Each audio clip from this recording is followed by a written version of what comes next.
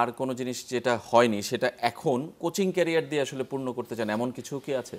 নিজের পিছনে রিস্টার্ট তো আর হবে না। হ্যাঁ, না যে এখন দেখেন যেহেতু আমি ক্যাপ্টেন্সি খুব আর্লি এজে হয়েছিল এবং কত বছরে ছিল ওটা সেটা? আমি যখন 2007-এ হয় তো অলমোস্ট আপনার 22 বছরে আমি বাংলাদেশ টিমের সবগুলা ফরম্যাটের ক্যাপ্টেন হয়েছিলাম। আমি একদম ছোটবেলা থেকে খেলা ফলো করতাম। আমার ফেভারিট ক্যাপ্টেন ছিল ফ্লেমিং, সে লম্বা সময় স্টিফেন ফ্লেমিং, নিউজিল্যান্ডে 10 বছর ক্যাপ্টেন্সি করেছে। তো আমারও ওরকমই স্বপ্ন ছিল যে আমি হয়তো লম্বা সময় লিড করব। এবং ক্যাপ্টেন হওয়ার আগে আমরা ইন্ডিয়া সিরিজে আমি 2 ঘন্টা ক্যাপ্টেন্সি করেছিলাম চিটাগাংয়ে, সুমন ভাই ইনজুর্ডের কারণে নামেনি। তো ওই 2 ঘন্টায় আমার ক্যাপ্টেন্সি যারা দেখেছিলেন সবাই বুঝতে পেরেছেন যে না হয়তোবা আমরা রাইট পার্সনের কাছেই দিচ্ছি এরকম।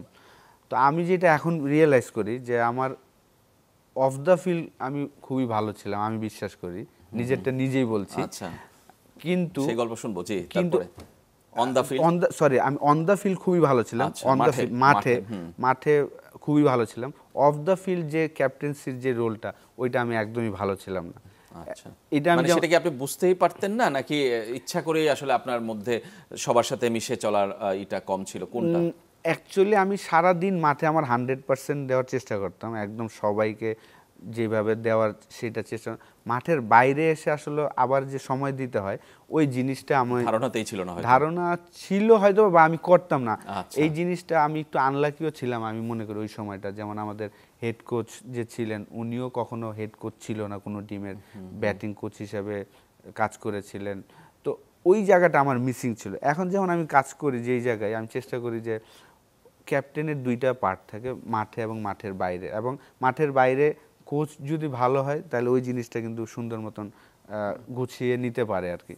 তো সেই জিনিসগুলো আমি এখন কাজ করার চেষ্টা করি। যেই জায়গায় যেমন রংপুর রাইডার্সে আমি কাজ করেছি গ্লোবালে 2 বার, বিপিএলে এবং ঢাকা প্রিমিয়ার লিগে ধানমন্ডি স্পোর্টস ক্লাব, এবার বরিশালের হয়ে কাজ করছি এনসিএল টি20 এবং ফুড ডেতেও করব। তো আমি আমার এক্সপিরিয়েন্সটাই শেয়ার করার চেষ্টা করতেছি সবার সাথে। মানে একটা দল গড়ে তোলা, সেটা কি আপনার মনে হয় যে ইন্ডিভিজুয়াল, আপনি যেটা বলছিলেন যে আপনি নিজে চাইতেন যে একা দলকে জিতিয়ে দিতে, সে তার চেয়ে আসলে সবার পারফরমেন্সটা কিংবা সবার এক হয়ে থাকাটাকে আসলে একটা দলকে আরো বেশি এগিয়ে নিয়ে যায়? ডেফিনেটলি খেলাটা তো আমি ব্যক্তিগতভাবে মনে করি যে ইন্ডিভিজুয়াল পারফরমেন্সটাই কিন্তু কালেকটিভ হয় আর কি। আপনি যদি সবাই একটু একটু করে করেন, এবং আমি বিশ্বাস করি যে 11 জনই খেলবে না, 1-2 জনই খেলবে আপনার। ওই ওই 1-2 জনই যেন লম্বা ক্যারি করে, এইটাই আসলে এটা যদি করতে পারে এবং সাথে আশেপাশে আমরা যারা আছি সবাই হেল্প করব, তো ওই জিনিসটাই করার চেষ্টা করছি। কালচারটা তৈরি করার চেষ্টা করছি যে আমাদের কালচারটা কি, আমরা প্র্যাকটিস শেষে হয়তো বা দেখা যায় যে ব্যাগগুলো রেখে দিব, আমাদের টিম বয় ওরা এগুলো নিয়ে যাবে। এটা কিন্তু বাইরের কালচার না। বাইরের কালচার যার জিনিস সেই ইউজ করবে, সে নিয়ে যাবে, সে নিয়ে আসবে। এই জিনিসগুলোই আসলে এখন আমি চেষ্টা করছি যে আমি যেই জায়গায় কাজ করি ওইখানে, যদিও জানি যে এটা এত ইজি না। আমি সেটাই পরের প্রশ্নে আসতাম যে প্লেয়াররা আসলে কিভাবে রিয়্যাক্ট করে, কিংবা অনেকেই তো আপনার সঙ্গেও খেলেছে, এখনো আছে সঙ্গে, তারাও আসলে কিভাবে রিয়্যাক্ট করে?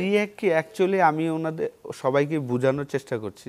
জানি যে পিছনে হয়তো কথা বলবে, আমি সাথে সাথে তাদের ওই জিনিসটা বলছি যে আসলে পিছনে না বলে এইটাই হওয়া উচিত। যেই মানুষগুলো আমাদের হেল্প করছে ওরাও তো মানুষ, তো ওদেরও একটা রেসপেক্ট দেওয়ার আছে আমাদের।